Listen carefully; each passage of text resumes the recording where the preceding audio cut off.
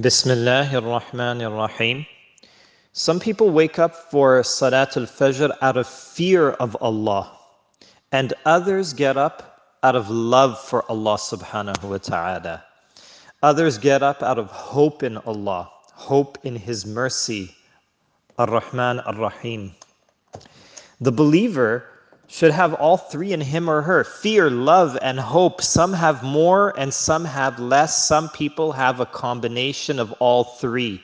But there should be a balance of this. You should be having the fear, the love, and the hope in Allah subhanahu wa ta'ala. I want to use a brother as an example. There's a brother who wakes up for Fajr prayer, and his successful approach is that he feels the pleasure of breaking the knots of shaitan every morning. He loves breaking the knots. The knots motivate him to get up. So inside of him, he has fear, love, and hope in Allah. He is aware of the hadith about shaitan tying knots. So I'm going to relate the hadith narrated by Abu Hurairah radiallahu anh. Allah's Messenger sallallahu ta'ala alayhi wasallam said, Shaitan puts 3 knots at the back of the head of any of you if he is asleep. On every knot he reads and exhales the following words: the night is long, so stay asleep. When one wakes up and remembers Allah, 1 knot is undone.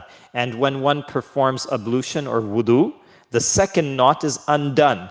And when one prays, the 3rd knot is undone, and one gets up energetic with a good heart in the morning. Otherwise, one gets up lazy and with a mischievous heart. Okay? So this is from Sahih Bukhari.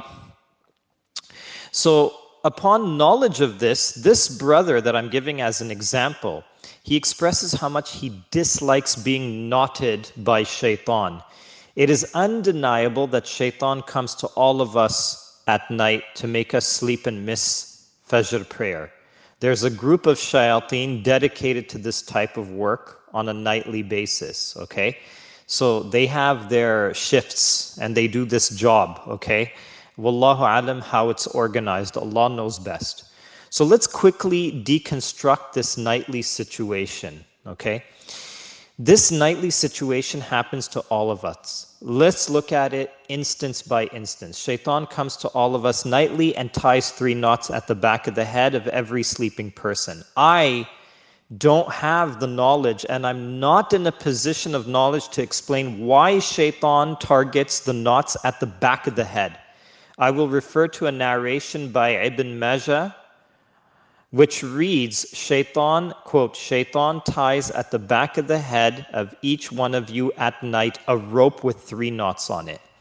Now, after the 3 knots are undone and broken, we learn that the night prayer has a spiritual benefit and positive effect on putting a person in good spirits, even if the worshipper of Salat al-Fajr is not heedful of that. I'm going to narrate a hadith by Abu Hurairah radiallahu anh. Allah's Messenger sallallahu ta'ala alayhi wasallam said, when one of you wakes up from his sleep, he must clean his nose with water by sniffing it in and then blowing it out 3 times, for shaitan spends the night inside one's nostrils. And here I have this brother who specifically mentions how he really detests shaitan inside his nose and he wants the knots off. So he uses the knowledge of this as a motivation alongside with his fear, love, and hope in Allah to successfully wake up for Salat al-Fajr. And that's a tawfiq from Allah subhanahu wa ta'ala. We wish from Allah that we can all successfully wake up for Fajr and have the nightly knots undone and the shaitan removed from our nostrils. Ameen. I hope this example of one brother's method of waking up for Fajr inspires all of us and motivates us to struggle against our sleep and lift up the blanket and get up for prayer.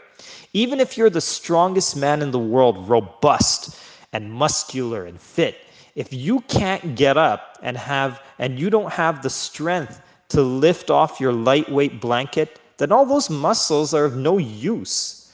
I mean, a brittle 90-year-old can get up for Salat al-Fajr and his iman and taqwa is strong, mashallah. Let's aim to get up for Salat al-Fajr, myself included. Ameen, ameen.